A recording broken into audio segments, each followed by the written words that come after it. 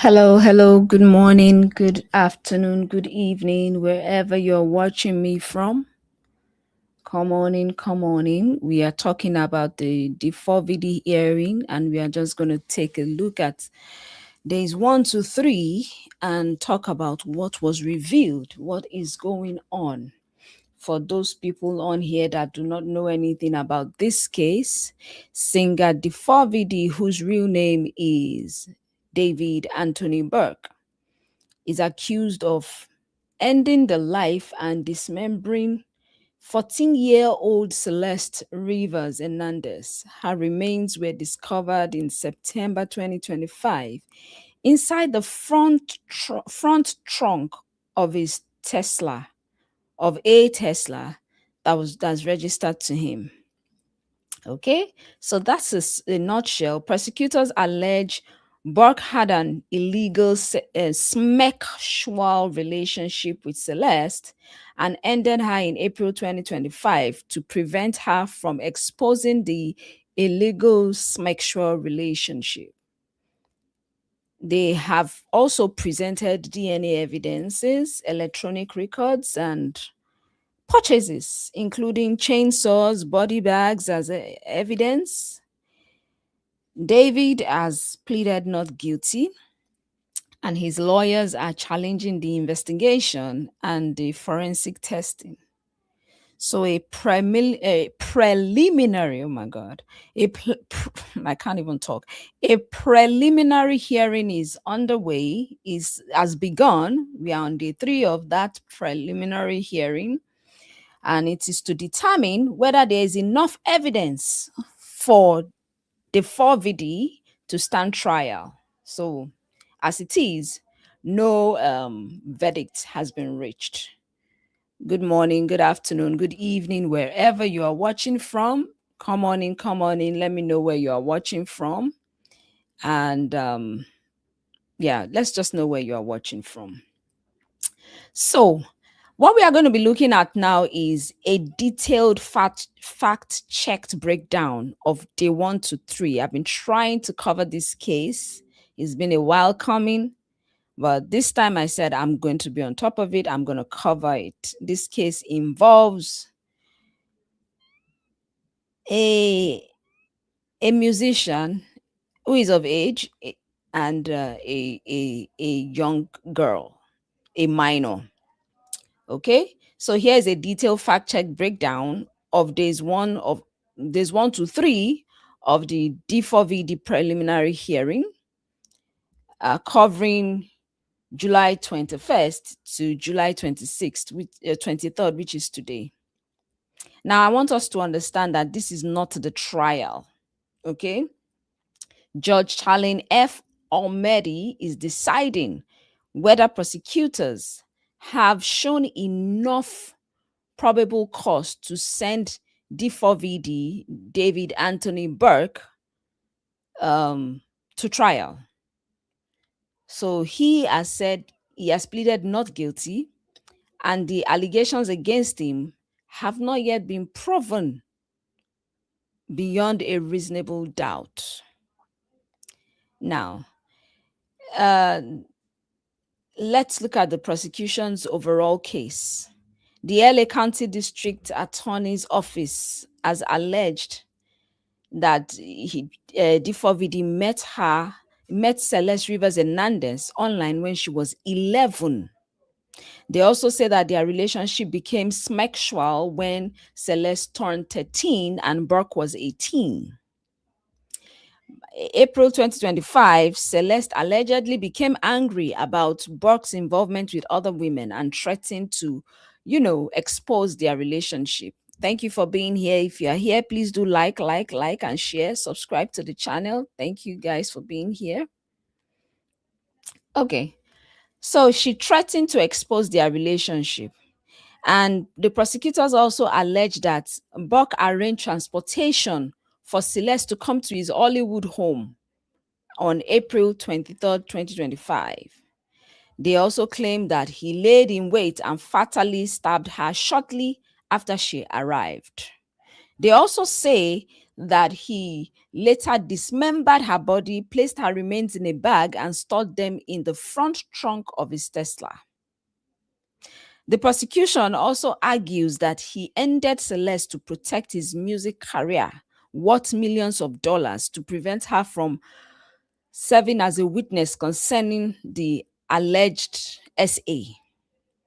Now, Burke is charged with first degree M, continuous SA of a child under 14, and unlawful mutilation of human remains. Now, the big M count, the more, well, I don't even know how to pronounce it, includes special circumstance allegation involving lying in wait, financial gain, and ending the life of a witness. So the prosecutors have not yet announced whether they will seek the big death penalty. So let's look at day one of the trial. Day one introduced the prosecution's basic timeline: the early missing person investigation, the discovery of Celeste's remains, D4vd's alleged purchases, and the money prosecutors say he stands to lose. So what they are trying to say is that, hey, there might be a motive for ending her life. Could it be the money that he stands to lose or whatever? So they played the footage from February 17, 2024, when deputies went to Box Hollywood Hills residence concerning a missing person involving, Celeste. In the footage, the 4vd said he had communicated with Celeste through Discord. That was how they met. He claimed they had met in person only once at that time, as of February 2024, right? He claimed that they had met only once. He said Celeste had told him that she was 18 years of age. Now, deputies show him her yearbook photograph and informed him that she was actually just 13. Now, this evidence is important because prosecutors can argue that whenever the forwarder or whatever he may have initially believed, law enforcement directly informed him of Celeste's real age more than a year before her passing. So that's one. Again, the LAPD homicide detective Joshua Byers testified about being called to the Hollywood tow yard on September 8, 2025. So he says, according to his testimony, the tow yard employee reported a strong odor coming from David's Tesla. Celeste's head and torso were discovered inside a black cadaver bag in the Tesla's front trunk. It also says that the detective also said that her arms and legs were found underneath in another bag. Said the body was severely decomposed and ultimately identified through dental records. And again, the medical examiner determined the cause of passing was multiple penetration injuries caused by an unspecified, object or objects. And then her passing was ruled as a homicide. So the detective also testified about the missing fingers, tattoos that prosecution believed were connected to Celeste and Burke. Celeste had a she marking on one of the index fingers, booking photographs that showed that Burke had a similar tattoo along with Celeste tattooed on another finger. Now, the prosecutors displayed crime scene photographs. Celeste's parents, Jesus Rivas and Mercedes Martinez, were warned that the image would be shown and were offered the opportunity to leave. They refused to leave. And report said that Celeste's mother was visibly overwhelmed. That must have been a very, very emotional situation for that woman. Now, Detective Byers also described, you know, online and retail purchase records that prosecutors say were created after Celeste arrived at Buck's home in April 2023. If you can hear me, please like the live stream. If you're here watching, please do a favor and like the live stream, share so that any other person can so that other people can know that we are here, okay? Go ahead and like the live stream, please. Okay. So, um the detective also said that D4vd bought two cadaver bags, three chainsaws, a shovel, a blue inflatable pool, heavy duty laundry bag, fireproof floor mats, a mop and bucket cleaning system, and other cleaning or disposable supplies. So, evidence reportedly show that a shovel was delivered through Postmates on April 2024. Other items were ordered between late April and early May. Let me see if you all can hear me. If you can hear me, please put a 1 in the chat if you can hear me. Let me test this if it's working. Can you all hear me? Can you hear me? Hello, hello, hello. Is my audio even? I can't even hear myself. What's going on? If you can hear me, put a 1 in the chat.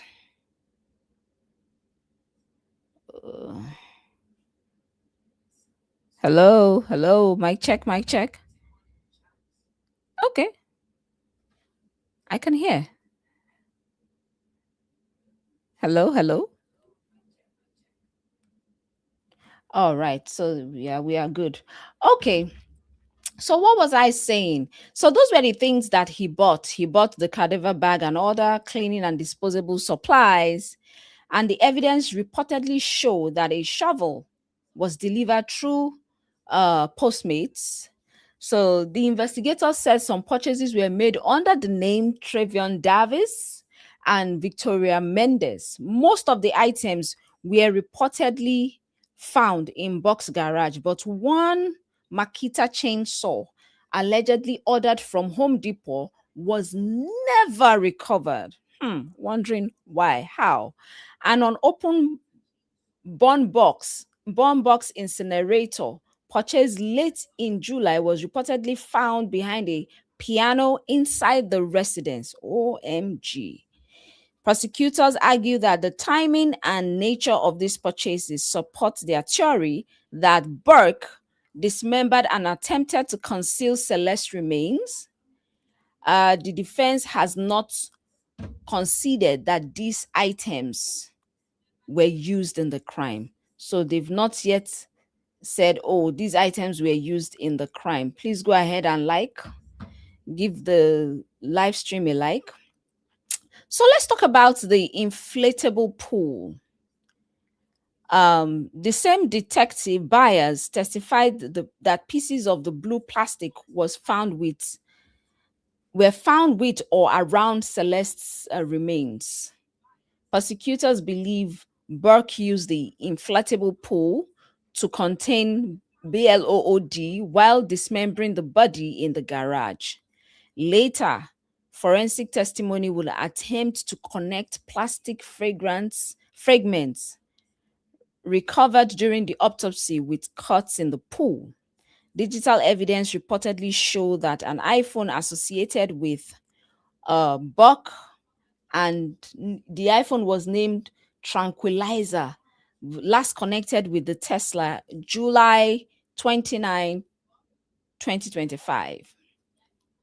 Persecutors presented also store receipts, GPS information, and surveillance evidence that they say showed Burke driving the Tesla on that day, parking it near his rented Hollywood Hills home on Bluebird Avenue, leaving the vehicle and walking back towards the residence through an alley. They also saw him departing for a concert tour shortly afterwards. Now, the Tesla remained parked there until it was reported abandoned, towed, and searched in September. So again, we had the Benjamin Gregor, Benjamin Gregor, who was Buck's financial manager. He testified that Buck generated approximately 10 million to 11 million dollars. OMG, let that sink in. Between 2023 to 2025 through music, merchandise, and publishing advances. What? His financial manager also testified that some of Burke's associates began using encrypted messaging applications after Celeste's remains were found, reportedly because they were concerned about media leaks. The fact is not by itself proof that they were concealing any criminal activity. Now, let's look at the defense's day one response. So, the defense focused heavily on the investigation rather than offering a complete alternative account of Celeste's passing. The defense attorney questioned why no formal logged why no formal log documented everyone entering into that house. The defense attorney questioned how many officers and agencies entered the Tesla and residence before criminalists arrived. They also questioned whether everyone handling evidence wore gloves. They also questioned, as the defense also questioned, why the damaged cadaver bag was not preserved in full, why the exterior of the Tesla was not swapped, why chainsaws that tested negative for BLOOD were not preserved or tested for touch DNA. The defense attorneys also questioned whether a blue iPhone found in the residence may have belonged to Celeste or contained data not connected to Buck. Now, the defense's apparent objective was to expose contamination risk, missing testing, and break in evidence handling the procedures. That was all in day one, right? Now let's look at day two. In day two, they two concentrated on three areas: Buck's potential financial motive, Celeste's passports, and forensic evidence from the Tesla and garage. So they were basically asking how much money was at stake. So Ben Gregor, the financial manager, returned to the stand, joined by Louis Poimiru, an Interscope finance executive. Now, they testified, their testimony established some facts. Their testimony established that Buck earned at least 10 million from 2023 to 2025. Now, the Interscope financial executive, they said, had already paid more than 6 million for his first two albums and merchandising. Buck repeatedly could have earned another 12 million if his third and fourth albums were successful. Let that sink in. Other reports describe the overall recording arrangement as potentially worth between 13 million and 19 million, depending on the bonuses and future performances. Buck also received or expected and he also received or expected endorsement advances connecting to companies like Crocs, Hollister, and Boss. Interscope ended its relationship with Burke in December 2025 after Celeste's remains were discovered. So the prosecutors argued that Buck personally signed, that D4vd personally signed major contracts and understood that exposure of the alleged relationship between He understood that the exposure of the alleged relationship could ruin his career. Okay, so the question is, who else? Who else knew Celeste? That was the next thing that they were questioning. The questioning became heated when the prosecutors, Bert Silverman, asked Gregor what he and Burke's management knew about Celeste. So the financial manager, that's the Gregor, also testified that he knew Celeste's first name. He had heard her name from Burke's manager, Rob. Remember Rob? Rob Morgan Roth. He said he had heard that Celeste traveled to London with Burke. Now, Silverman attempted to ask whether management knew Celeste was Burke's girlfriend and whether she traveled with him using false identification. Okay? So the defense attorney objected, he accused the prosecutor of effectively testifying through her questions. So Judge Olmedi, stopped that line of questioning before some questions were answered. Now, this exchange suggested prosecutors may be investigating how much David's professional cycle knew about Celeste's presence and age, but unanswered questions are not evidence, which is as they should look into. Who else knew about this relationship between D4vd and this child? If they knew, then they should be held accountable as well. Okay, so a California Highway Patrol officer also testified that a Caltran worker found Celeste's passport card in tall grass near a turned out along Highway 154 in Santa Barbara. So prosecutors allege that Burke traveled to the area to discard of Celeste's belonging. Now, the defense went further to emphasize that the Caltran worker reportedly handed the passport card with bare hands. The card was not dusted for fingerprints. The handling could have affected the forensic value of the evidence. Interesting. Now, at this stage, prosecutors had not presented the full cellular and Tesla location analysis between Burke, to the area that came on day 3. So let's look at inside the Tesla. The LAPD criminalist Chelsea Murillo testified that searching the Tesla after Celeste's remain had been removed. She says she described a strong odor consistent with decomposition, maggots, flies, and other insects in or around the front trunk. At least 11 air fresheners were placed throughout the vehicle. There were air fresheners in the center console, door, rear area, and near the front trunk.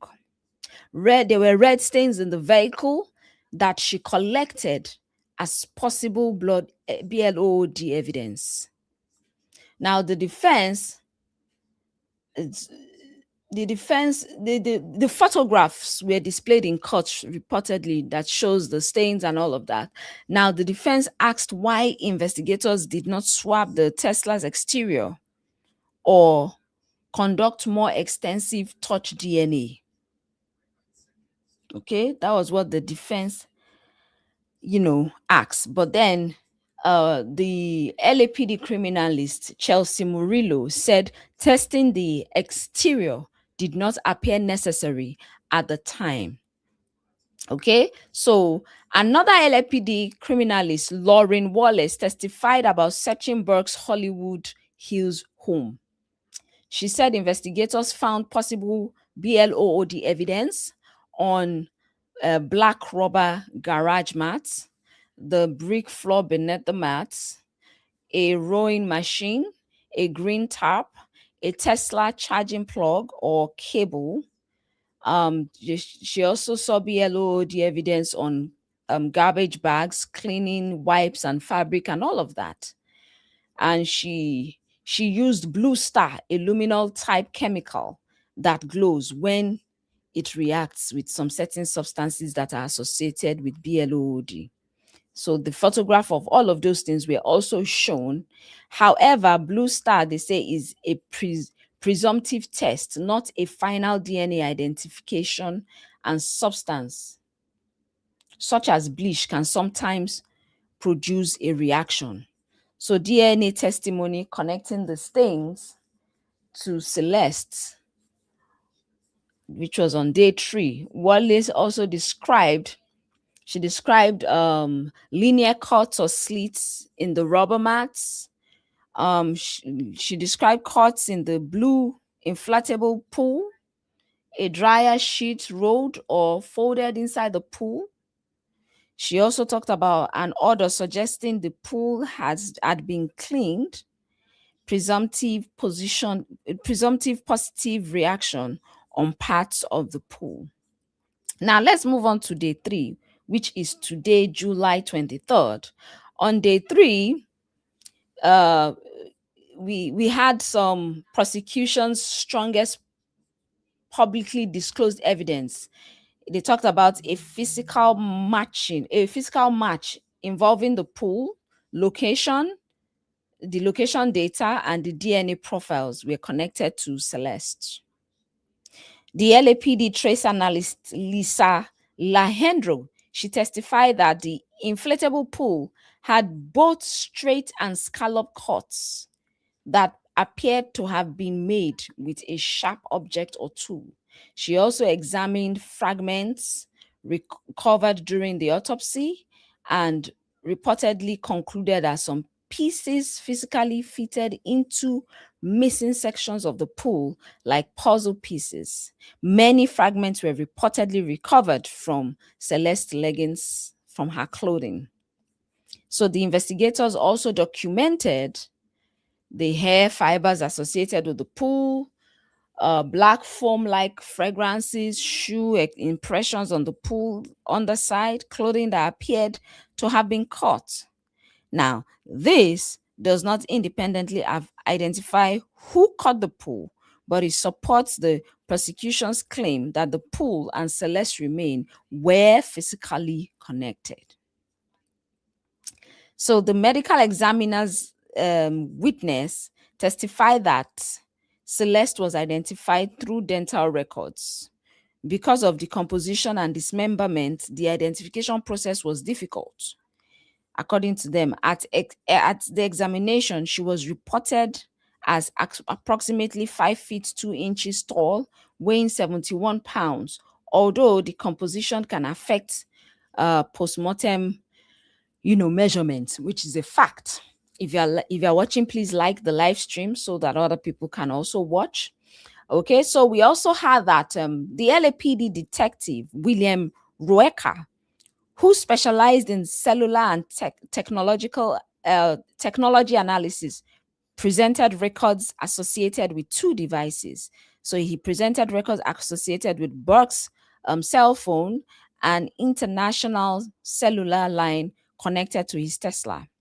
Roeka also testified that the 2 devices traveled together from Burke's Hollywood Hills home to the Santa Barbara County, where Celeste's passport card was later found.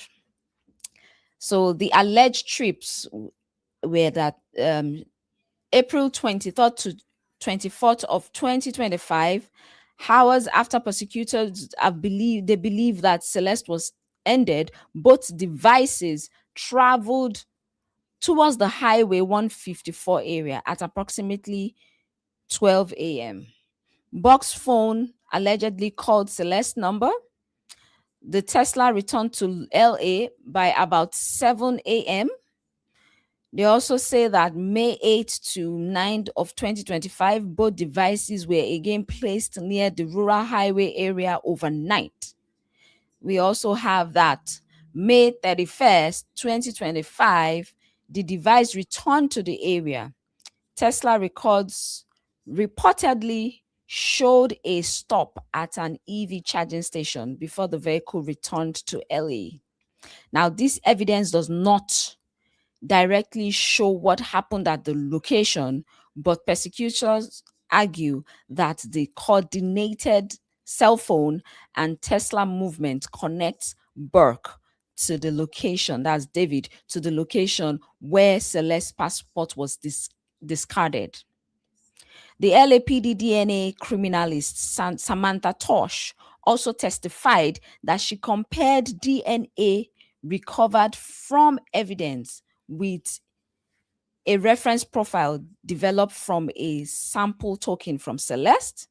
Then they did a cheek swap reference sample that was also taken from a D4vd. Okay. So according to the testimony, DNA consistent with Celeste was recovered from stains on and around the Tesla's front trunk and lower storage area, a black rubber mat in the garage, a rowing machine, a Tesla charging plug, and cleaning wipes found inside a garbage bag. They are saying that the DNA was consistent with Celeste. So Tosh testified also, that's the LAPD DNA criminalist. She specified she testified that several profiles were approximately 1 septillion times more likely to have come from Celeste than from an unrelated person. A septillion is a one followed by, when you have 24 zero, 1 by 24 zeros. That's a lot. Testing of the outer garbage bag produced a mixture involving 4 contributors, at least 2 of them male. Ooh, we are getting there. Testing of the outer garbage bag produced a mixture involving 4 contributors, at least 2 of them male. Tosh testified that Burke or David was among the contributors to the bag. Celeste DNA was reportedly found on cleaning wipes inside the bag, while Burke's DNA was not identified on those wipes. This was significant because the prosecutors had previously claimed Celeste's DNA was found in the garage, but day 3 was when the statistical DNA findings were publicly explained. Okay? So, what did the defense say about the DNA? Defense attorney Blair Beck emphasized that the DNA evidence cannot be established. Now, through cross-examination, the defense established that DNA cannot determine exactly when it was deposited. He also said that the DNA alone cannot explain how it reached an object. Tosh could not say with complete certainty that every DNA profile came specifically from blood rather than another type of biological transfer. Okay. So what the defense is doing, they're trying to put hole in what the prosecutors are laying to the table. So Tusk also served as a technical reviewer and contributed to the report, but was not necessarily the primary analyst for the test. So the whole idea is, the defense attorney is trying to poke hole in the prosecutors, whatever the prosecutors have to say. He also said that the chainsaw handles were not swabbed for touch DNA. After the blade tested negative for BLOD, multiple people reportedly lived at the house or used that particular house. Investigators found containers of fake BLOD in the garage, which the defense suggested may have been used in Burke's music videos. Interesting. The case is getting really interesting here. Okay. So, the defense's point was that investigators may have stopped testing too soon and could have missed DNA belonging to another person.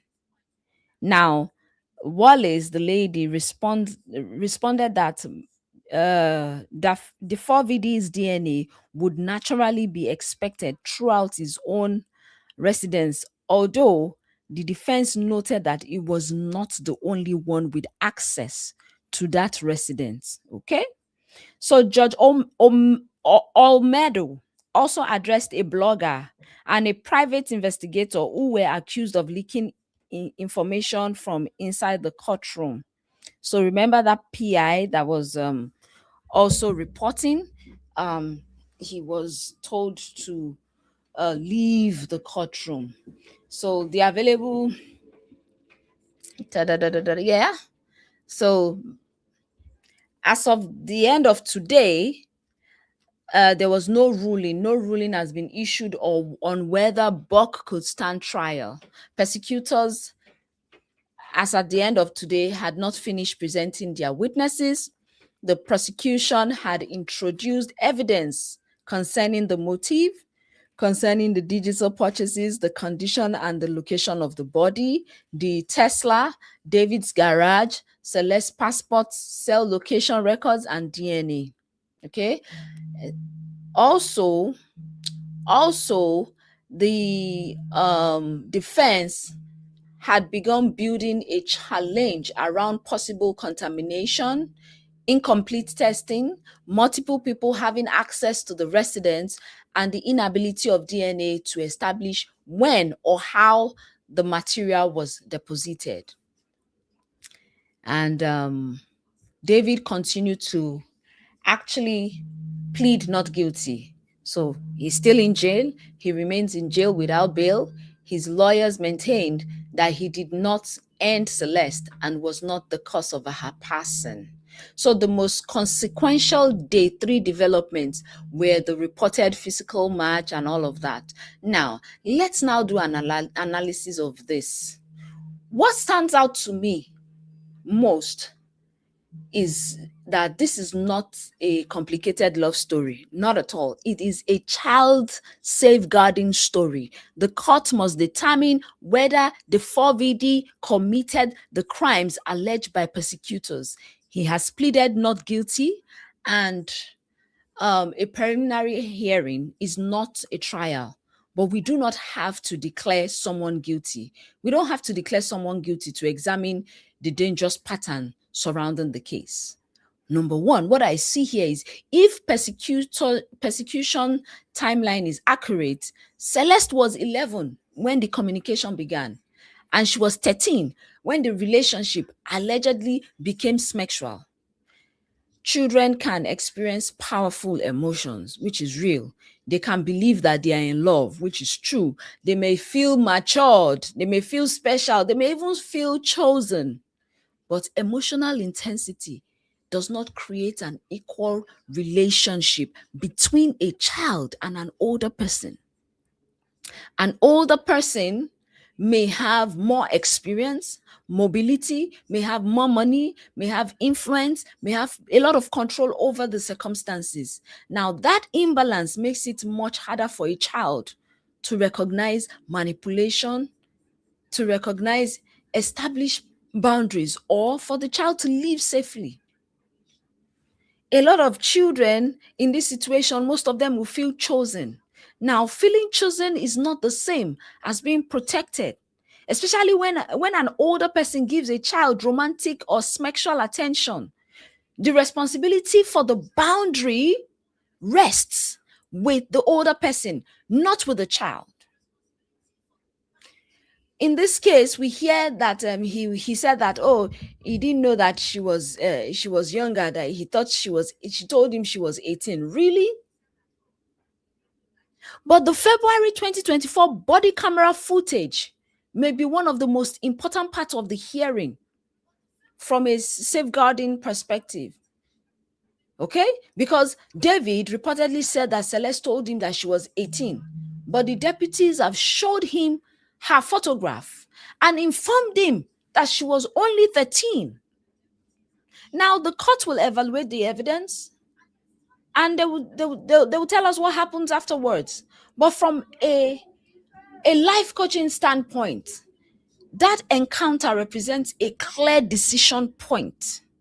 You have been informed and you still went ahead. Once an adult or an older person knows that someone is a child, the responsibility, or let me say, the responsible response is to end every romantic or sexual interaction that you have with that child immediately and involve the appropriate adults where necessary. But no, that did not happen. For me, awareness creates responsibility. You cannot continue hiding behind what you originally believed after you have been given the truth.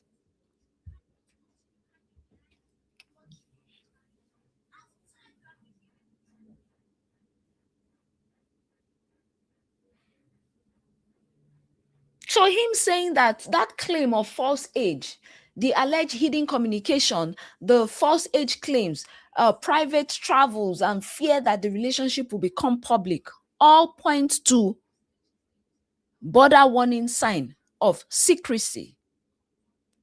Children are sometimes told, people will not understand us. You are mature for your age. Don't tell your parents. They will try to keep us apart. If you love me, you will protect our secrets. That language can make a child feel loyal while isolating them from the people who might protect them. Early love does not require a child to lie.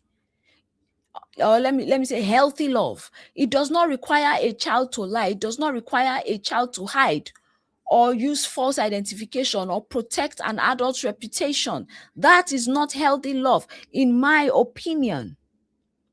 Let me know what your thoughts are in the comment section. In my opinion, that is not healthy love. All of these languages, it's just crazy. Also, looking at this case, I want to say power is not only physical strength. Power can come from age and life experience. Power can come from fame and social status. We see how power was used in this case. I mean, D4vd had fame, he has social status. Money is also a form of power. He also gave her these travel opportunities. Oh, you travel with me to the UK. That's to tell you how much power he had over this child. Access, she also had access to adult spaces. There was a professional team around them. And then the power that comes from being able to control the public's narrative.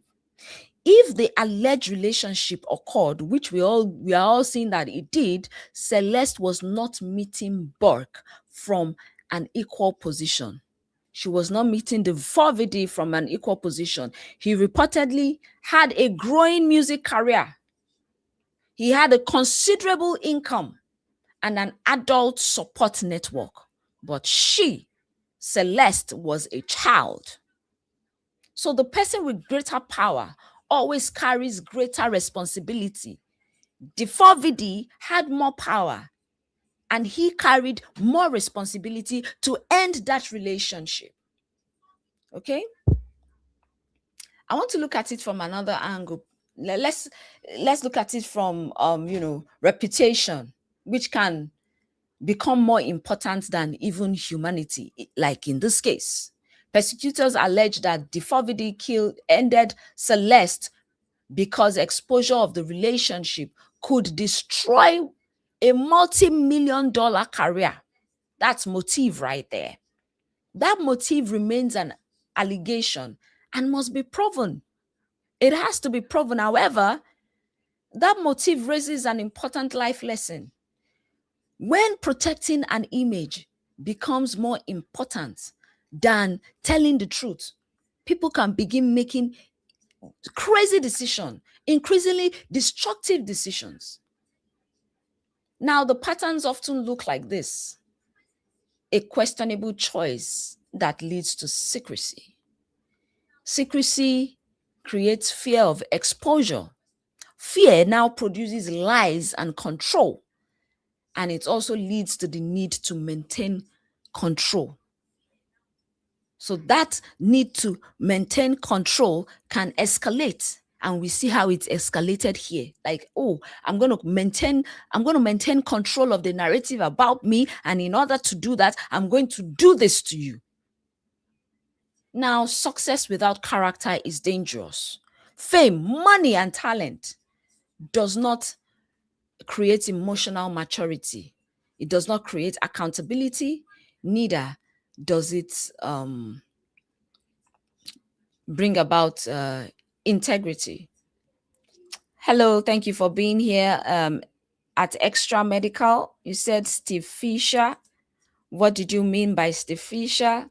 Let me know what your thoughts are. Explain to us further.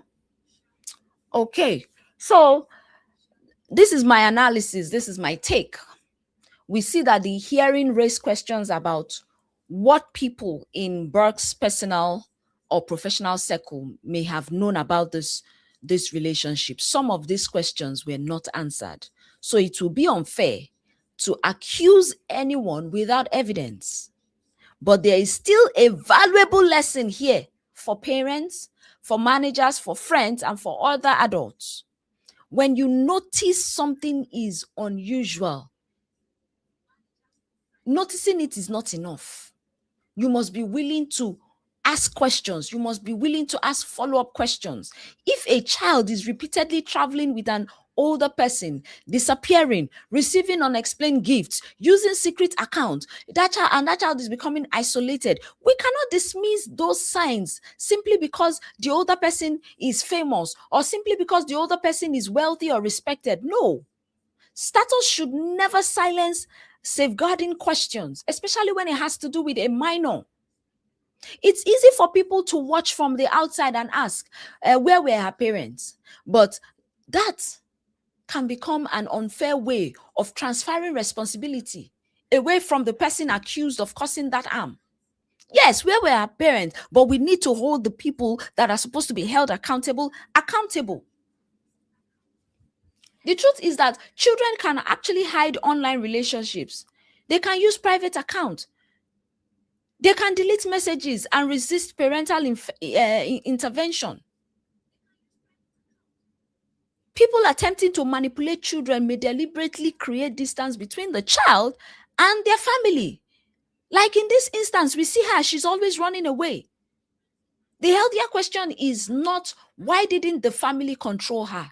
It is how do we create relationships with children in which they can tell us the truth without believing they will be shamed, without believing they will be punished or rejected. Parents need boundaries, but children also need emotional safety. A child who expects only anger may hide danger. A child who expects protection is more likely to ask for help, in my opinion. So we must hold two truths at once. The forensic evidence described during the hearing is deeply, deeply, deeply troubling. At the same time, the defense is entitled to question contamination, evidence handling, DNA limitations, and all that. DNA can connect a person to an object or location without automatically proving when or how it arrived there. Now, again, purchases and location data can support a theory without independently proving every part of it. Being emotionally disturbed by the evidence should not make us abandon due process. We can take we can take child safety seriously while allowing the court to also determine guilt. Now, the pattern this case asks us to recognize is 1, attention, secrecy, unequal power, isolation. All of those things added together equal vulnerable, not healthy love. And the warning signs include an older person asking a child to keep the relationship secret. I've said all of that. Encouraging a child to lie about their age, giving gifts, all those things, making the child responsible for protecting the older person's secrets, threatening abandonment, exposure or punishment, telling the child that nobody else understands them. For parents and caregivers, we need to talk about online relationship before a crisis happens. We need to teach our children the difference between attention, affection, and genuine safety. We need to know the platform that children use without making every conversation an interrogation. And when children come to you with difficult truths, we need to respond calmly and take disappearance, secrecy, and sudden behavioral changes. We need to take them seriously. When you see these kind of things in your children are they are taking off, they are being secretive, and you are seeing sudden behavioral changes, you need to take it seriously. And we need to continue seeking help, even if a child initially defends the person that is, causing the concern. And for any young person watching, an adult asking you to secrecy is a warning sign. Gifts and compliments do not mean that you owe anybody secrecy or that you owe them access to your body. Someone who genuinely cares about you will not ask you to lie about your age. If an adult does not listen, tell another safe adult. You are not responsible for protecting an older person's career or protecting an older person's feeling or reputation. I want you to leave here with one thing today. The person with more power has more responsibility. Children should not be expected to carry adult boundaries. Children should not be expected to carry adult secrets or adult consequences. Standing in your power means teaching young people that attention is not automatically love, secrecy is not loyalty, and being selected is not the same as being protected or respected. It also means creating homes and communities where children can tell the truth before danger escalates, not after tragedy has already occurred. With that being said, that's all I have today for us on this update. Let me know what your thoughts are in the comment section. My name is Femi, and I just wanted to give us I wanted to give us what was revealed from days 1 to 3 on the D4vd hearing. Let me know what your thoughts are in the comment section. I will continue to monitor this case, and if you've ever or if you are a young girl, you are having this kind of an affair with an adult and you need someone to talk to, someone to give you clarity on what you are going through, we have the Yes Life Coaching Woman Stand in Your Power. It also caters to teenage girls. It caters as well to adults. So feel free to book a free discovery call, and we'll talk to you. We'll give you clarity for teenagers, especially teenage girls, minors. My services are free. Let me know what your thoughts are in the comment section. I will see you in the next one.